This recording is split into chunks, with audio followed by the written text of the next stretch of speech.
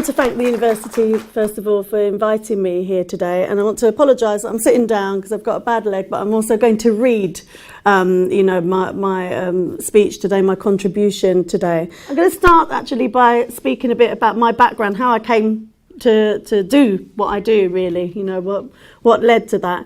And my first experience of activism and campaigning for social justice, although I didn't think about it as being, campaigning for social justice, was as a small child. And my mother in particular was always challenging racism whenever she encountered it. And I watched and I learned from that.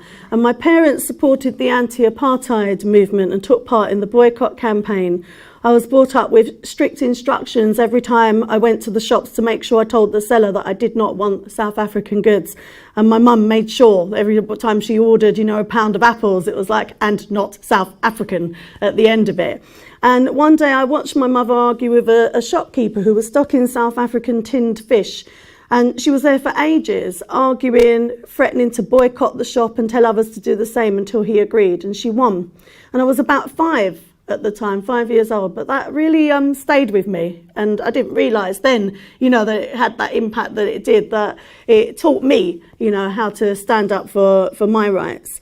So actually fighting for my rights and standing up for myself was a way of life. It was survival. Writing and art was how I expressed myself, how I switched off from the pressures of survival as a child and a young woman.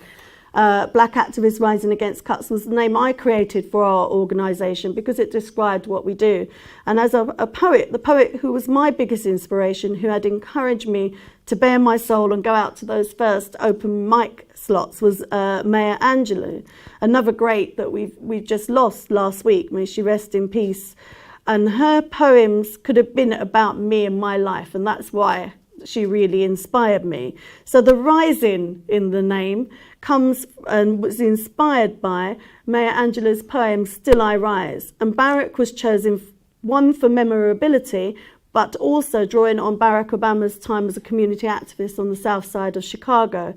Barack was established to campaign against the disproportionate impact of cuts on black communities, service users and workers, and also deprived communities. And we brought together the trade union movement with community activists to campaign together in a way that they hadn't traditionally done before. We set up a parliamentary arm and a legal arm of the work we do. We established a steering group and organised public meetings around the country to establish Barack in different towns and cities. Effectively, what we said to people is that if you've got a group of activists that want to come together and campaign on these issues, call yourself Barack and organise. And nationally, we support those groups and we coordinate actions, but also those local groups campaign and have their own agendas around the particular issues that are affecting the black and deprived communities in their area. So we also worked to ensure that there was a voice for black communities in the wider anti-cuts movement and trade union movement. So we've been involved in a lot of other anti-cuts initiatives, such as the People's Assembly, Unite the Resistance, Coalition of Resistance, Right to Work, and many others. The issues of austerity, cuts, poverty, discrimination and injustice for me are all interconnected, which is why I campaign on all of them. And in order to bring about social justice, I think we have to campaign for the alternative.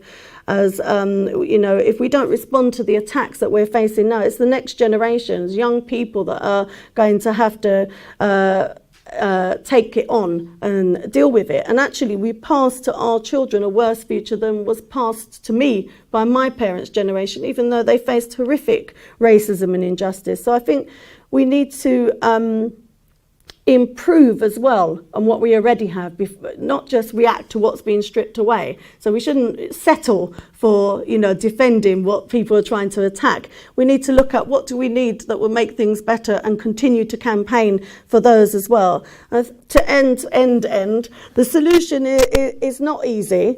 But it's not called the struggle, is it? Because it's easy. And I think working collectively, mobilising and speaking out about issues are key. And I want to end with one of my favourite quotes. And it's, "Our lives begin to end the day we're silent about the things that matter." Thank you.